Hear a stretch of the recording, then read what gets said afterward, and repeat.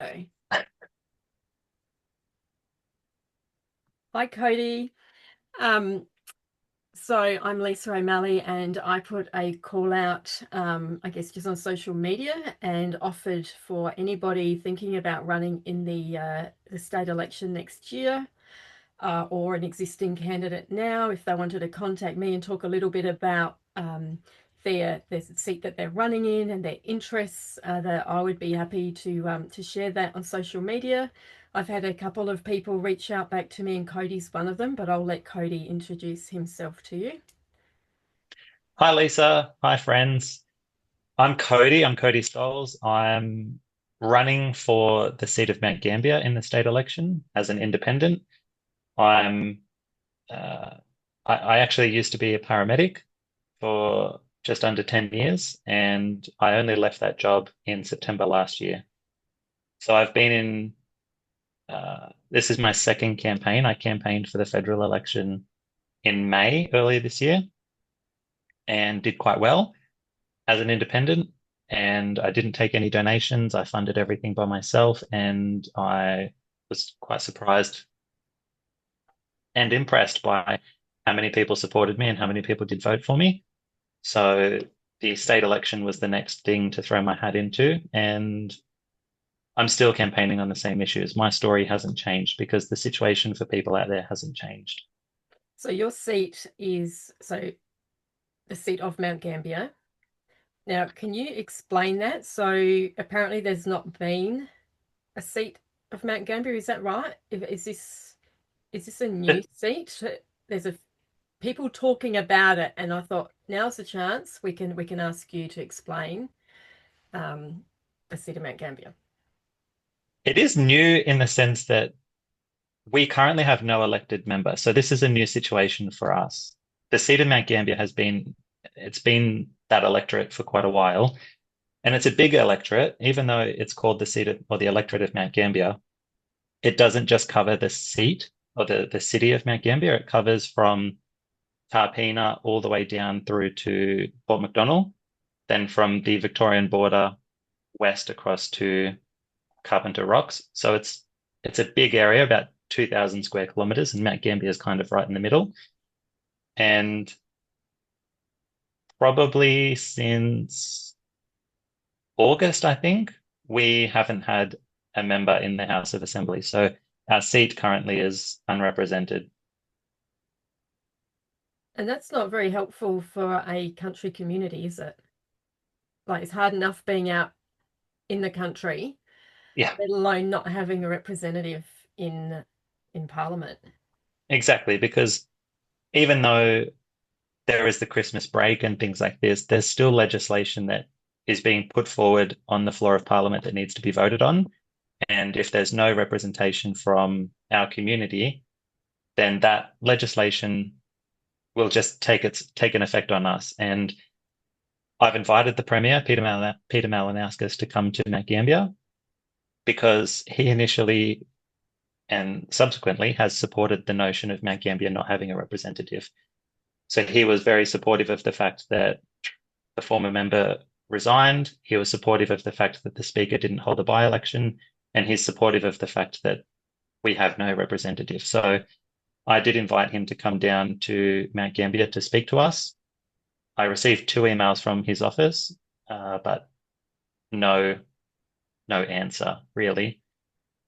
So they don't go out that way for country cabinet or anything. No, nobody goes out there. The country cabinet has attended Mount Gambier before, and that's what I said in my email to the Premier. I said, a country cabinet is a lot cheaper than a by-election. So if you stand by the fact that we don't need or deserve a by-election, then the least you can give us is your presence. Turn up, come down on the bus, fly on a Rex plane, do the things that we have to do to travel to and from Adelaide so that you can experience the cost and the time delays and the actual inconvenience of it because there's no affordable or reliable transport.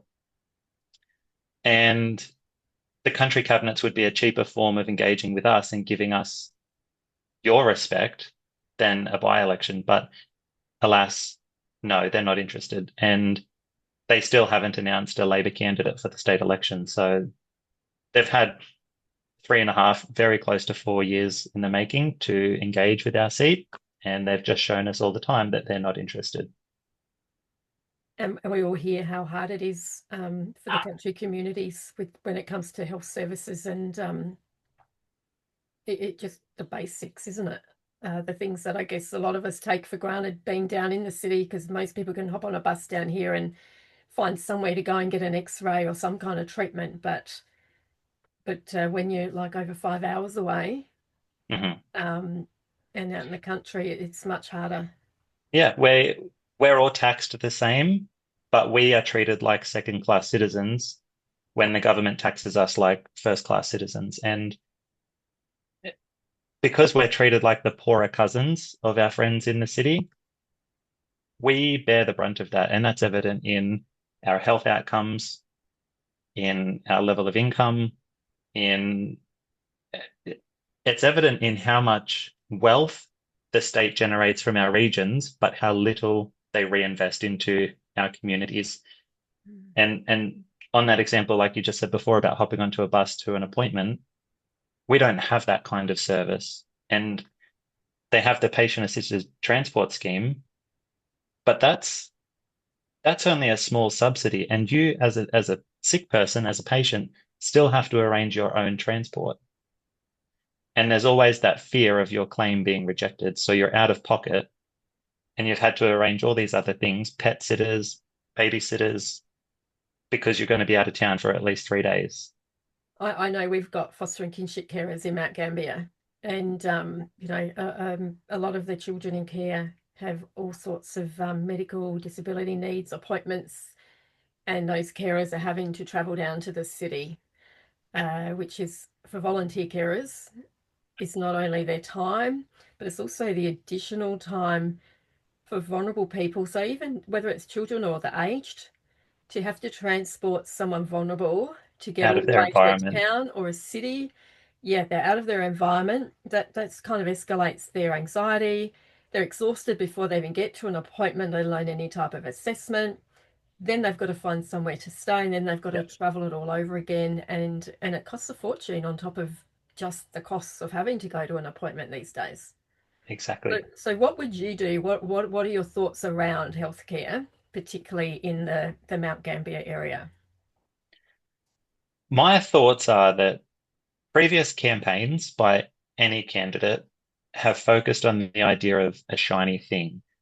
Vote for me because I'll bring in the equipment that you need, or vote for me because I'll provide for the thing that you're lacking. And it's a very short-term solution because in only another 4 years' time for the state election, there's going to be another shiny thing because that first shiny thing is no longer shiny, it's rusted, it doesn't work, it's broken, it's not fit for purpose. And so they're going to promise you something else. What I believe needs to be the actual resolution to our healthcare crisis is addressing our healthcare workforce, making sure that our healthcare workers, our clinicians, our practitioners, our wonderful volunteers and contributors in healthcare are actually looked after. And a big part of that starts from getting off their back, getting out of their way to let them do their work, holding APRA back. APRA is quite intrusive, giving clinicians their scope of practice, their autonomy, their independence, so that they can actually do their job. A lot of patients are experiencing delays and poorer healthcare because their clinicians are relying on referrals and consultations for things that they can actually do themselves. And that's a big one in the child protection space because no, I was a paramedic, as a first responder on scene in these homes, didn't matter how many adults were on scene, not a single adult could make a decision because it came down to nobody wanting to take the responsibility and deal with the consequences. And that's why all of these situations take, even in crisis, in emergency situations, decisions take far too long to be made. Yeah, I agree. I've seen scenarios where kids are at such high risk, and there is only one department, one group of people that can come in and make a decision, even though there's other people there at the party that they could be doing something immediately to help. And I keep hearing in the child protection space that child protection is everyone's business. It needs to be that whole health sector approach from health, disability, child protection. But when it boils down to it, nobody else can approach it. It's only DCP that can approach anything, make the decision. We have police who should have the highest authority, I believe, and there has to be some kind of delegation to start acting quicker for Yeah, our vulnerable people, whether it's a child in that situation or a vulnerable age person. Someone has to be able to make decisions quicker, but there's so much red tape. it's crazy. And I take my hat off to carers in that situation, whether it's for, you know, aged care patients with behavioral issues or whether it's for, of course, children with behavioral issues. The carers do an amazing job knowing that they're not going to get backed up. They're not going to get supported if they get injured. They're not going to get supported if there's a malicious complaint. And it's it's frustrating to see educated, experienced, qualified workers feel like they can't do their job. So I want to know a little bit about what do you think around, I guess, what's already in place in the way of oversight and independence and insight into the government departments. Like as a paramedic, you deal with, there's SAPOL, there'll be the fireys, there's child protection, health. I know from a child protection point of view, it's the internal complaints process. Then we have ombudsman, OPI. Mhm. There's nothing independent available. And so, what are your thoughts then in regards to there is APRA? Um, what would you do if you're elected? What would you do in regards to changing that? Do you think independent oversight is important so that people are held accountable? They don't just review themselves as such. Yeah, big time. That's brilliant. They review themselves because I was in the situation with SA Ambulance where SA Ambulance would make an allegation against me. I would then be given the opportunity to respond, but then through this investigation process, they would always determine themselves correct. With the allegation that they put forward, it was already predetermined that they were correct and that I was wrong, even when even when in the face of overwhelming evidence, they were wrong. And they had to, every single time we challenged it, my team and I challenged it, they changed their responses. So it would have been a never-ending battle because they don't give up. And if they allege it and they give you the opportunity to respond and to clear your name and prove that you're innocent, that's just a dance. They've already determined the fact that you're guilty. And that's the fact that's obvious when you compare it to how APRA investigates. Throughout the COVID period, I made a number of posts on social media. I was reported, and APRA investigated me and cleared me every time. So there were three that I knew of, and they said to me that there was a fourth one coming, but they were canceling it because it was malicious. But SA Ambulance didn't see it that way, and it's it's really upsetting to practitioners to have their experience, their training, their judgment, to have that gagged, to have it censored, to have it suppressed, because it doesn't flow with the state government narrative. Because as public sector employees, it is within our contract to adhere to the messaging of the government of the day. So any dissenters are automatically guilty. So any complaints process, and it doesn't just affect the staff, does it? It affects so uh, ambulance space. It affects the patients and anybody else that might put in complaints. Well, I'm assuming their complaints will be handled the same way, just like as complaints regarding staff or carers or birth parents. They all still go through the same avenues as well in regards to child protection. Um, I know they all have their own internal complaints processes, but I what about the ombudsman? I know for the carers, the child protection space, they don't have a lot of faith in the ombudsman's office because they feel like our complaints don't meet public interest.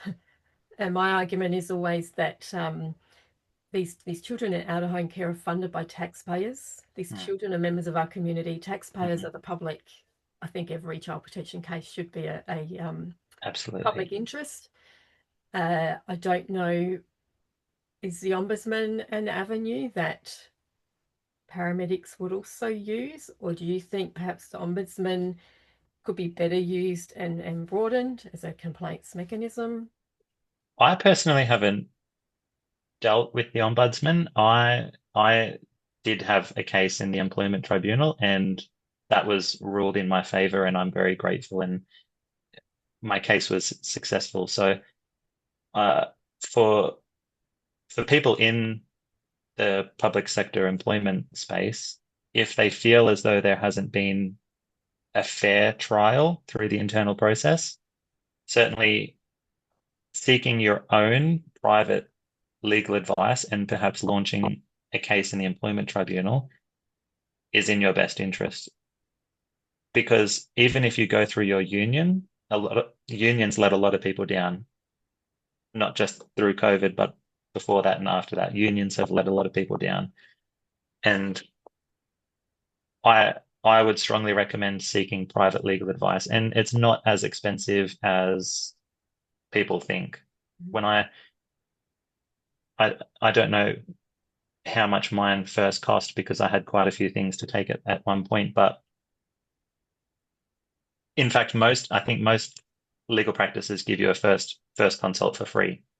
So anybody living in the Mount Gambier electorate, for them, I guess you've got lived experience in accessing, complaints processes. You've got an understanding of how that system works.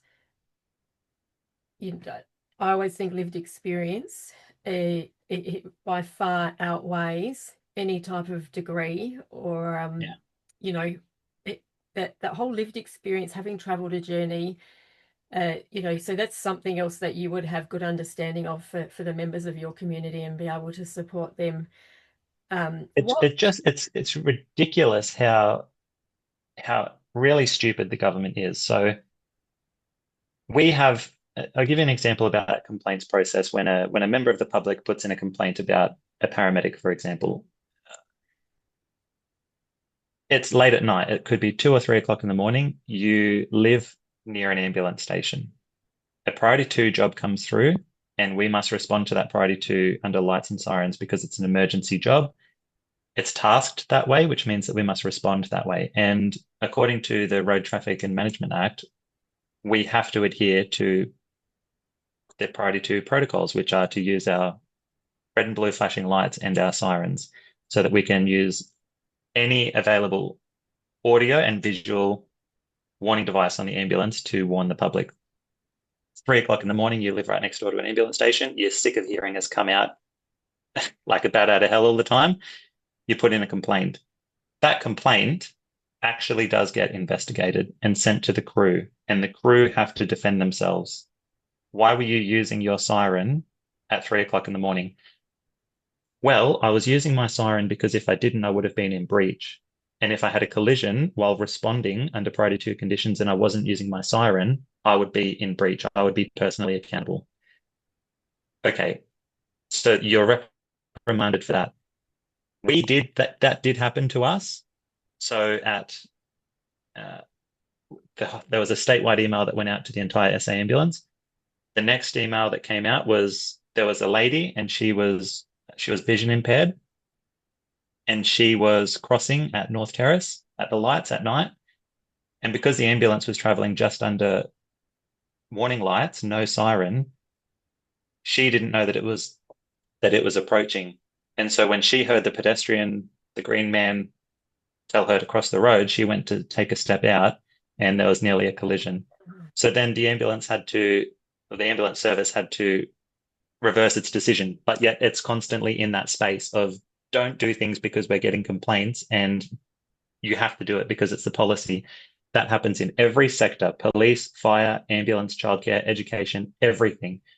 It drives people absolutely mental. They create the conditions for you to feel crazy so that they can take away your independence, your Mm. liberties, everything, because then they can control everything. If they create enough crazy around you, then you believe you're crazy and it's toxic. There's too And many examples like that. but what about the waste of resources? Like you think of the time taken with all the email chains to and fro in the offices and following up on the complaints and the manpower it takes to manage, like, because we're so overregulated in Of some things, course. I think. And then you Then think of all the money wasted in that red tape and toing and froing, that the money could be better spent elsewhere. and the mental health of the practitioner that's going through that investigation process, they're still out there working, doing the same thing. Or do I do it because it's my job, or do I not do it because I just got complained about doing it? We would receive complaints about where we would park the ambulance while responding to these priority two call outs. And so all of a sudden it puts this into your head. Well, should I do a few more laps around the block until a car space becomes available? You know, because when I did it last time, I got complained about and then punished. But if I do what they want, then the patient doesn't get treated. And it's insane. You're wrong always. You're always wrong. You're damned if you do and damned if you don't. But, you Exactly. know, surely people have to stop and think that their neighbour is having a medical emergency, ambulance has rocked up, the lights are making a noise, but tomorrow that could be us. Tomorrow we might need that service and we might need them here quick and we might be the ones annoying the street. That's just nonsensical. That just blows me away. It's Um, really hard to imagine. And that's why you get so much burnout, fatigue, mental health, sick leave, uh, the workers' work cover, work compensation, because workers typically don't leave their jobs because of the patients or the kids or the job that they're doing. They leave it because of bad management. And I take my hat off to people who are still serving because it is a very tough environment. so what about similar but different? What about what we're hearing in regards to the childcare, the abuse that's taking place in childcare? Similar has happened in the child protection space. We're hearing about like I'd like to see a national approach where we have a national register where if you're caught in one state, you can't just move away, or you can't just sign a stat deck to go and work in a school. Or I'd like to see them make that a lot tougher. But the one bugbear I've had and I've spoken about for years is the working with children's checks, that people become complacent because Joe Blow has got a clear working with children's check, but you you have a clear one until you're caught. You're not a That's it. perpetrator until you're caught. And That's we've right. seen that in childcare and child protection. And I don't know what your thoughts are, but it's It's a really big process to go through those clearances and to get your certificate to say that you're a safe person to be around vulnerable people or children. And at the end of the day, if you breach that or if you violate it, you commit an offense, the punishment just doesn't add up to all of the good the majority of the workforce does great, right? They all adhere to the regulations, they look after people, they do their job well, and you don't have a history of offending until you offend. And so if you're in that good group of people and then you become rotten yourself and you decide to commit an offense, the punishment should be really serious and severe for that. Because you've got a lot of good people doing good work and they're seeing people, not just people who abuse children, a lot of minor things, I'm talking about minor things. You're seeing people in the workforce get away with things, and then you're wondering in that workforce yourself, well, why do I have to be so good? Why do I have to work so hard, try so hard, care so much when I could just do less, but get paid the same, do less, care less, turn up on time, go home on time. There's no before or after. I don't care because I haven't clocked on, you know, and everything's easy. And you get this apathy in the workforce, and then everyone who receives care from that person, that experience is it's a negative experience because again, it's this they've overregulated it to the point where it's taken away people's job satisfaction. And if you can see that there's a great bunch of people around you, everyone's following the rules and doing good work. And if you don't do good work and you do a serious thing, then you're going to face a serious consequence. But there are no serious consequences. Yeah. What about I think we have positions in society like police officers, paramedics, nurses, doctors, childcare workers, where these people are really trusted with a higher level of trust because they're all working with the vulnerable community. And we seem to have a group of people in the community that target vulnerable people, especially kids, and know where to go to be able to get access to kids. I believe that if you are in a position of trust and you're working with our vulnerable people, similar to age abuse as well in facilities, I think first of all, we have to toughen up sentencing across the board anyway. I think our laws are all archaic and created back with the dinosaurs, and they've not kept up with all the meth abuse and the child abuse that's occurring. But second of all, if you're in a position of trust, I think there should be even more severe penalties and And just stop. yeah, you would think that if you've got the clearance to be safe around working with vulnerable people and then you harm them, that should be extra serious.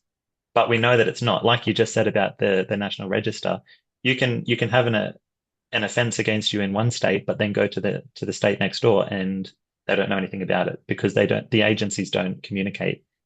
And it's it's a joke. It's like a false sense of security because you've got this clearance, you're going to be a safe person. And it unfortunately puts a tarnish over other people in the workforce.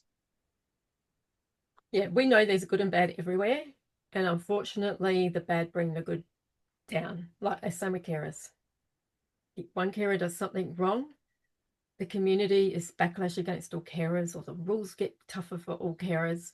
Hmm. And I just think if you move from one childcare centre because there's a few complaints popping up about you, and then you move on to another childcare centre, that's a deliberate act. You're deliberately seeking out children, Hmm. and there's no mistaking that what you're doing The is pattern. deliberate, it's wrong. So that those penalties should be just so severe that perhaps the next person in the community thinking they're going to access childcare or child protection, just maybe they As a might career to second get guess into it. grooming, yes, exactly.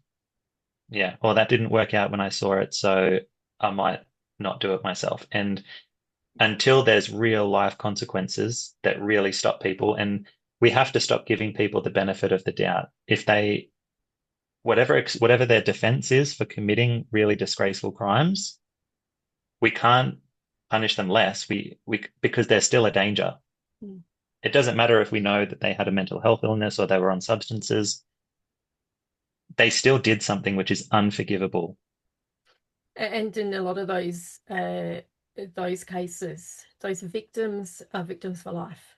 for life. That It's doesn't a go life away. term, no matter how much therapy, however they might change their lives, like that is with them forever. The perpetrators should not be able to walk away. I mean, we're seeing pedophiles released on bail, and now we have new laws coming in where, you might get out, and if you breach again, that's it, you're done. I don't want any repeat offenders. If you do something like that, it's intentional towards a child. The government Uh, created that environment where we can have repeat offenders. Because they've got a weak approach towards punishment. I don't know why they decided to give up on punishing criminals and they went towards basically punishing victims because victims have to go through those court processes that are really lengthy, they're really delayed. The outcomes are not sufficient, and that victim feels as though there's no justice. And then if that offender, wants to put in an appeal, then that whole process gets dragged out again for that victim. And it's just constantly re-traumatizing, reliving these things that have already screwed you up for life. The initial event plus the aftermath dealing with the justice system, it's exhausting. So that would be something that you support then, like for your community, that pretty much the penalties have to fit the crime. Absolutely. They have to be significant so that they can deter. We have we have two different types of taxes as an example. Taxes that raise revenue and taxes that are designed to change behavior. An example of a tax that's designed to change behavior is the tobacco tax or the alcohol tax. If it's too expensive, you might just not get the smokes or the beer. Other taxes, such as income taxes, they're designed to raise revenue for the state or the government. Punishments have to be designed to deter the crime, right? And at the moment, if you're an offender, there seems to be this idea that rehabilitation is what you need, but rehabilitation is what leads to reoffending because that person hasn't been given any consequences to their actions. And we're sick of it. We're sick of seeing these people out on the street reoffending. I think we need to come back to a place where community has a right to have a strong expectation of government and be able to expect that people have, like, there's a big difference between stealing a loaf of bread and physically or sexually abusing a child or an aged person. And I think we're at a stage where it's sounding like across social media and out in the community where people are fed up and they are expecting the penalties to become severe and meet their expectations. Mhm. No more fluff and fairy floss. I won't swear. Yeah, You know, well, it's I'm holding a few ones back. We're tired of watching people get away with things that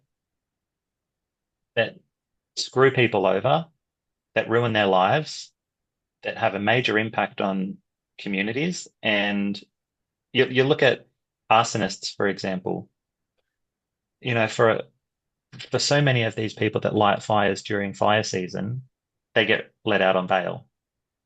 For so many of these people who are charged with offences against children or the elderly, they're let out on bail. There has to be some there has to be some common sense when it comes to, is this a malicious complaint? Is this person likely to reoffend? Are they likely to leave the country? Of course. But I just think we are taking a too soft approach when we need to be taking a harder approach to deter those acts in the first place. I see on social media, the advertiser page, there'll be a crime and someone will come out on bail, and I see the community attacking the police. I think what the community don't understand is that the police are out there doing the job, not always respected, not always treated well. It's a hard slog. They don't make the law. And I think the sooner people realize that the laws are made in Parliament, Mhm. and of late we've had some laws being moved through Parliament pretty quickly. You can't blame police officers because an offender is out on bail. Mhm. You have to go back to the court, but then you Yeah. go back to Parliament that is making and passing these laws. Mhm. So one way, I believe, for the community to change that, because they're the ones that control that. Mhm. They're the ones that are going to vote next year in the election, and they get to choose who represents them and who gets to put bills to Parliament, who gets to vote for them or against them. And if people don't vote differently, Mhm. those laws aren't going to change. They're No, going to you'll get stay. more of the same. exactly. Nothing will change. And bad parliaments make bad things happen. So it's not just the government. Like you said, it's about all of the members in that parliament, whether it's the opposition, the crossbench, or the government. Bad parliaments make bad things happen. They make terrible decisions, and workers in those roles, such as police officers, they're forced to live with those consequences every day. They get the blame, they get the hate, they get the abuse, and they're still putting on their uniform every day and going into work. And that's incredible. And it's through no fault of their own that they get the hate that they do. It's the weak politicians letting down the law enforcement. They're not tough on their judges. They're not tough on the laws that they put through Parliament. They don't back the police by deregulating them and letting them actually do their job. Police aren't allowed to, in some cases, police aren't allowed to chase after offenders. In so many cases, police have their hands tied in terms of how they can catch criminals. And it's frightening because you can watch criminals commit an offense and the police would watch with you and then have to maybe go to their house the next day and knock on their door and ask, "Excuse me, are you there? Can we speak to you?" Instead of stopping the offense in the moment because they can't. I, I think that's why it's so important that in Parliament we have a really good balance. I don't think it's good for any party to hold so much power over voting. Uh, whether and I believe that you need to look at the candidate, not the party. So Mm, I hear all the time of late, people will say to me, I'm not voting for Pauline Hanson. I'm not voting for Peter Malinauskas. I'm not voting for Vincent Tarzia. And I'll say to them, but first of all, you can't vote for Pauline. She's not in our state. Second of all, you live way out north, so you can't vote for Peter or Vincent. mhm, I'm finding people still don't understand what either of those voting slips mean that they get on election day, and they don't understand that they can actually go out and do their homework and mhm, find out who are your candidates. Don't worry about who they're running for. Who mhm, are they? What are their beliefs and what are they willing to fight for? And do they live in your electorate? Because there are several members of parliament that don't even live in their electorate. So if they do come out to their electorate on the day, mhm, they're leaving driving home again. They're mhm. not living in the community, feeling the community, and really truly understanding what's impacting on them. So I think it's all about everybody doing their homework and looking you all up and emailing you, reaching out, catching up with you all, and telling them what's wrong, but also offering solutions because Mhm. sometimes I think members of parliament also get a hard time because they're expected to know everything about everything. Yeah. Well, a big part of what you've just talked about is that democracy doesn't take place if you don't participate in it. So if you don't know who the candidates are, if you don't know how to vote, you live in a pretend democracy because things will just happen around you without you actually realizing your power in that as a citizen, as a voter. And a big part of that is not just who you vote number one for, but who you vote number two for. A lot of people will talk about preferencing. Preferencing is something, it's a trick designed by the major parties to get you to vote for them and then their friends after that. Especially because on the voting slip, your vote isn't valid unless you've numbered all of the candidates. So a big part of them to get your vote and make it valid is to show you what a completed slip looks like. So from one through to six. So the party will figure out who they don't like the most and they'll put a six there. They'll put themselves at number one. And then whoever they're friendly with goes from two to five. You don't have to follow that. That's an example of a completed slip with that party as number one so that your vote for them is counted as valid. You could go in there and put their number six as your number two. You're completely in control of how you number that ballot of candidates. And People don't understand that though, do they? Like, because they're told that parties will take your preferences and give them to somebody else. That cannot happen. It doesn't happen. It's where you put your preferences, your second, your third, your fourth candidate. And candidates, speaking for myself, we couldn't be more accessible. I have my personal phone number, personal email. All of my DMs are open on every social media. I could not be more accessible. And people, I get messages all the time from people. And I think it's encouraging for me to see that people are engaged and they do want to question me or hold me accountable. I hope that they're doing that to all of the candidates. I hope that more people are doing that. Yeah, I it's interesting. During the federal election, I supported a local independent member out in my electorate, and the conversations I had with people about voting and the how to vote cards. There's a lot of conversation around should we have the how to vote cards or shouldn't we have them? Um, Perhaps people wouldn't know who the other candidates were if they didn't have them. There were quite a few suggestions thrown around, perhaps that there would just be advertising material up in the voting hall or room, wherever it was that you were going to vote, and do away with the how to vote cards, that you could just vote one for the person that you wanted, the candidate, and not have to complete the other Mm. following preference votes. Do you, do you have an idea or a suggestion as to what do you think would be a better way? There were so many people that also said, "Oh, I'm not voting. I haven't voted in years." Like, it's then hard to say, well, then you're part of the problem. That's Because really not disappointing. voting is allowing, perhaps a power over to others, and those votes, if you added up how many people don't vote, probably those votes It's combined would significant. make a difference. Yeah. We think of ourselves as not having much of a say because when we do have a say, nothing changes. But do we know how to have a say effectively? And that's if we use our vote to the best of our power. And that was a pretty good idea, like you said, maybe having instructions in the voting center, in the polling booth, so that you can say for your vote to be valid, it has to be, meet some certain criteria. Having it just a one on your most preferred candidate and then leaving everything else and walking away.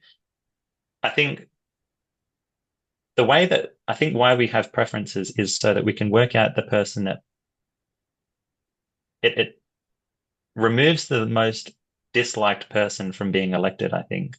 That's how preferencing works. So if everybody just put a one and then turned around and left, we wouldn't end up with a fair result for the actual winner. I can't think of how to explain it Or now, what but about, would it work if people were to perhaps number their top three, one, two, three? mm, mm, I know there's so much conversation around how could we make voting reflect our choice? Because mm. I know, just for instance, if I wanted to vote for the pink party and then it rolls all the way down here and the purple party get in, that's like, well, I didn't actually really want, like, I get people have to make sure they do their homework, and they have to put their least favorite at the bottom. But then when people are doing their deals, uh, that's when I think people are getting mixed up and done over. The deals are only effective if people follow the how to vote card. So I know for in the federal election, it's absolutely crazy, Lisa. There were signs put up by the Liberal Party at the pre-poll that said put Labor last. But then when the Liberal volunteers were handing out their how to vote cards, I think I just lost my train of thought, but the Liberals had a sign, multiple signs out the front of the polling booth that said put Labor last. But then when they handed out their how to vote cards, Labor were not last on their how to vote card. It was actually number 10 was last, and that was the Greens, and I was number 9, and Labor were number 6. So you're getting these messages that say put Labor last, and then you're getting the how to vote card, and it's not in that order at all. And those putting Labor at number 6 over somebody like me, an independent, really shows that the Liberals don't think Labor are as bad as they say they are. And those deals that they make with each other to put themselves, in the top rather than down the bottom, they're only effective if people take the card and go, all right, I'll copy that. I'll copy that. We Mhm. don't need people just following orders and just copying how to vote cards. And I think that's why it's so important people do their homework before. Don't turn up on election day Hmm. and not have an idea of who's who and who you're going to vote for, because I was at the polling booth the entire time, and then on election day as well. And I won't say what party, I saw a volunteer that was telling people how to vote and showing the how to vote cards, saying you have to vote for this and you have to vote this way. And a lot of people, if they're caught off the spur of the moment and they're not prepared and they don't really understand, they're just going to go, well, okay then, and they take it and then they vote. And I remember calling the volunteer out and saying, you're not allowed to do that. Stop telling people how to vote. Hmm. Not Hmm. okay. They did it a couple more times, and then the next thing I overheard was, you have to vote like this, copy this, because the rest of them are racist. And I nearly lost my mind. And I Hmm. just said to him, that's it, you're done. You have to stop doing that right now, because it is not true. Not true at all. And I did end up eventually reporting the person, but they were allowed to stay there. They just moved off further away from the group and they were allowed to keep volunteering. And of course, my local member has refused to address and reply to the complaint. But it is. People have to be really informed. They have to do the homework and they need to turn up on the day Hmm. Hmm. knowing. And if you know what you're doing, you're not going to mind, you're not going to be bothered by being hounded You're by not going to people bother. shoving how to vote cards at you, because you're going to Exactly. go, I got it, thanks. And you're going to go in Yes. and just remember that whatever you do on that day, you're going to suffer for the next few years. So Well, everybody voted. They're all complaining. You're like, but yeah, this is how you voted. how you vote will determine the quality of services you receive. And if you aren't comfortable with how to vote the candidates, or you you, you just don't understand the process, it's too intimidating, then that's why the services that you get don't make sense. Child protection, their hours are so bizarre. Palliative care hours are bizarre. We would go as paramedics into these homes, into these facilities, and the departments responsible for them weren't contactable. So what happens to a palliative care patient outside of hours, normal business hours? They get lumped onto emergency departments. Ambulances get sent to their homes and they get tied up on scene for hours trying to facilitate the needs. Or, there's a GP referral, an urgent GP referral, maybe on the Saturday because it's a Friday night and palliative care aren't on the weekend. Like it's the backlog of services that we all receive because nothing was addressed at the start. And like you said earlier on, it's not about the party, it's about the candidate. Even if you don't like the party, but in your seat you've got a good candidate, that's what should matter, because it's that person who has those beliefs and has that integrity, that accountability that is important to you, that will be voting for the services that you will receive. And if you can trust that that person has a good heart, then you know that their only interest is to advance your interests, right? Because it Exactly. doesn't have Yeah. to, it is so, if there's enough will for change, change can happen. And the people who say that's the way it is, well, they just typically benefit from it, don't they? Yep. Well, if they And, say, oh, and well, and people that complain about voting, I get that it's annoying, you've got to go out of your way, you've got to go and vote. But there are so many countries where people do not have the right to vote. So many places women don't. It took so long for women to have the right to vote here, but there are still countries where women still can't vote. mhm. And I But just we don't think, hear about those countries from the people who are waving other flags and yeah, but and I just talking about think, other things. um, yes, we now have a right to vote. It's also a privilege that other Mhm. people in other countries don't get to do. So we all get to come together and guide, at least try to guide the outcomes that we're going to get in Parliament. We have a So say. the reason why most people, and you have been at the polling booths and you've seen it, most people either have a fear about voting or they don't understand it, is because we aren't taught how to vote in schools. Why? Because the people who run schools, the public schools are governments. Governments are typically either Labor or Liberal. And if they're minority governments, then they get support from crossbenchers. But you're looking at Labor and Liberal governments. They benefit from the system not teaching people how to vote because they're the ones that are going to be the only names that people know. Oh, I only know Labor or Liberal. I don't know anybody else. Right? So when you go to vote, you might just put a one, a two, right? Or and then number the other ones, it doesn't matter, but you put a one for Labor, a two for Liberal, or the other way around, because it benefits those parties. If they're the only party that you've heard of, if they're the only ones that benefit from not teaching about democracy and how to vote, then they're not going to change anything because it only benefits them. So you mentioned GPs before. So when we look at the ramping and we look at the full emergency departments,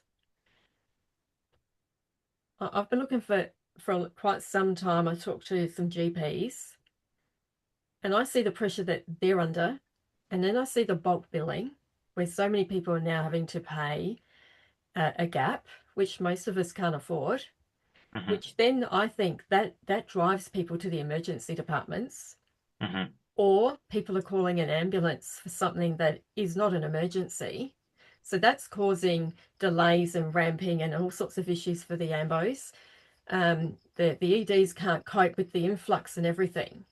Do you think perhaps like fixing this Medicare problem and better supporting RGPs is going to have the roll-on effect to help fix the ramping and the ED departments and the hospitals, if we can Yes. keep people from accessing those? So if healthcare has to be affordable and accessible, for it to be accessible, there has to be a low demand. So it means that we need to be responsible about how many people are in our country and how many people are trying to access our services. So we need to look at our population and where our population is, because at the moment we've got people in. So for the federal campaign, I campaigned for Barker, and the Barossa is in that seat. People from the Barossa would travel to the Lyle McEwen for healthcare because there were hospitals in the Barossa that were public hospitals but required a contribution. So public patients using their Medicare card still had to pay a gap at a public hospital because Medicare didn't cover the full experience. But if you went to the Lyle Mac, same public hospital, same service was completely free. So now you've got people from the regions moving to the city, bottlenecking the healthcare in that particular region.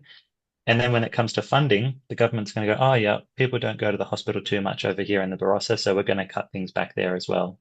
And so that town continuously misses out. And that's just one example. And so the the work that the GPs are doing, it's in an impossible system. And it's a system designed to create frustration so that the government can create publicity and then make a promise, a campaign promise for the election, so that they can get votes, do nothing about it, and then rinse and repeat for the next election. It's just this cycle that goes through. It's And the predictable. one It's so thing, obvious. uh, growing up, I had the same GP my parents had, who also knew my grandparents. So we had that continuity of care. And now what I see with people is that we're losing our GPs, who I believe we desperately need. And people are now accessing like clinics. You could be waiting weeks or a month to get an appointment. Whereas if we could somehow revert this back to better supporting our local GPs to Mhm. get that continuity of care and those relationships happening, which also builds trust. Yeah, And I believe anything that builds a relationship and trust also contributes to mental health. it's a great investment.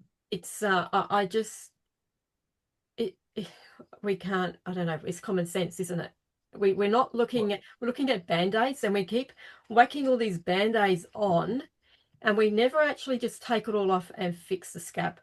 Go back to basics. No, we Yeah. don't, because it's more attractive as a party to campaign on spending money.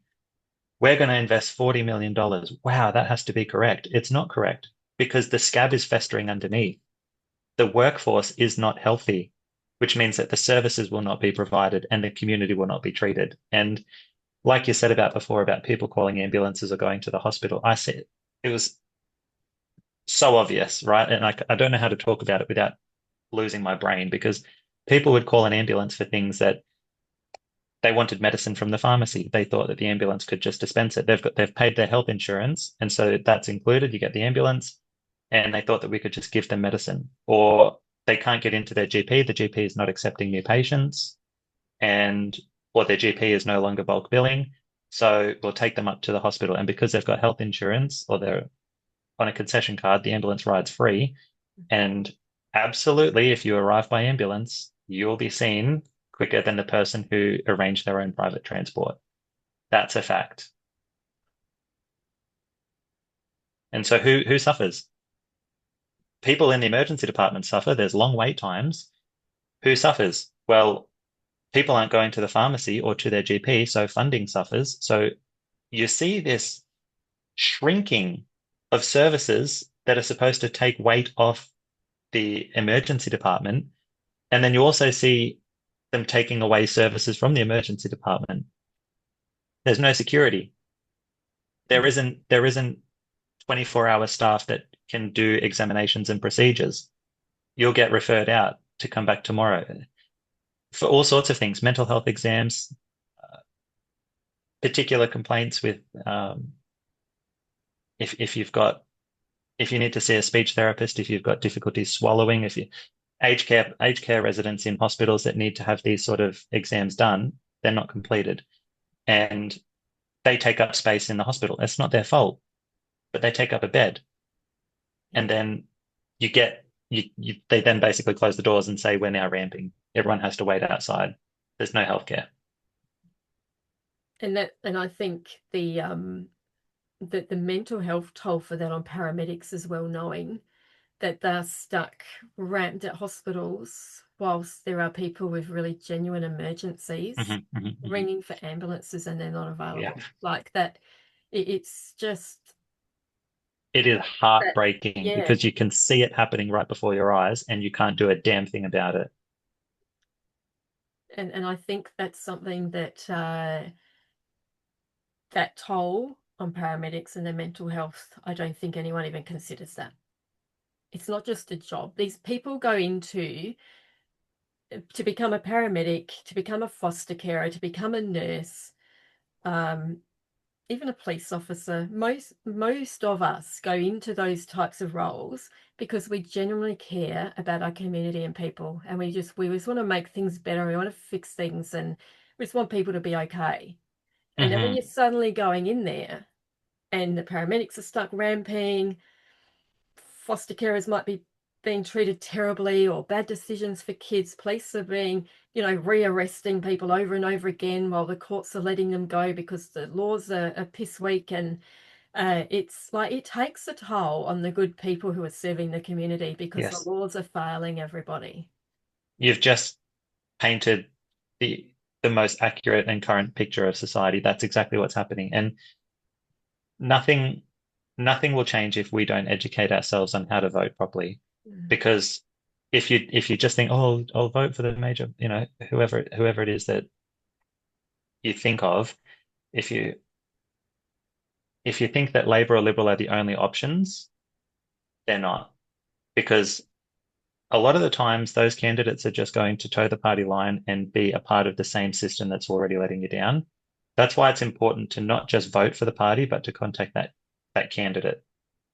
If that candidate has been endorsed and you're able to get a hold of them, then get a hold of them and find out if they are a genuine person who is committed to representing the community. A representative will take credit for things that were always going to come. You need somebody bold and brave enough to stand up and say no to the crap. Because, like I said before, it's bad parliaments that make bad things happen, and you need good people in there to say no. Because the good things, they will happen. It's in the government's best interest to eventually upgrade the road or to eventually give the service to the hospital or blah, blah, blah, blah, blah. But you need somebody there who's going to say no to the crap. And that is so important. And I think anybody, I don't, I've not signed on an alliance with anybody. I would like everybody to look at their candidate, and if they're going this party, or this party, Hmm. contact them and ask them and Yeah. say, if something comes through, if a bill's coming through Parliament and us as a community don't agree with it, are you willing to vote against the other members of your party to do what's right for our community? Ask them. Or are they going to stand with their colleague and support something the community doesn't want? Because we've just seen that Mm-hmm. contradiction. We've just seen stakeholders opposing a bill. Hmm. And I have met members who voted for the bill but admitted to not even reading it.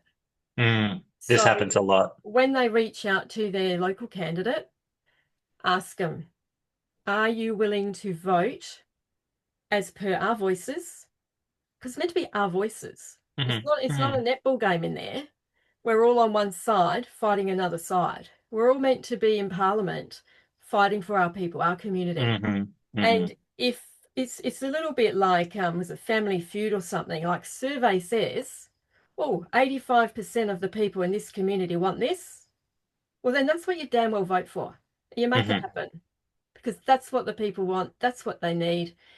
85% of the people are identifying that this is a problem and we want to vote, we want you to vote to fix it. That's what Parliament should be doing. And the community should be holding them accountable because it seems like I know some really good members of Parliament Hmm. who go in there and they try their damnedest. We don't work for Parliament. We don't work for government. They work for us. Hmm. But sometimes it doesn't feel like that. It doesn't when they're constantly making decisions that outrage the community, when they're constantly showing themselves to be out of touch, to be unrelatable, to be unaccountable. And like you say, there are some really good people in Parliament, and it's interesting to see how they get reported on in the media. Typically, they'll be outspoken, they might be controversial, they might blah blah blah, but really they're just look at their numbers. They got a huge swinging endorsement when the public voted for them.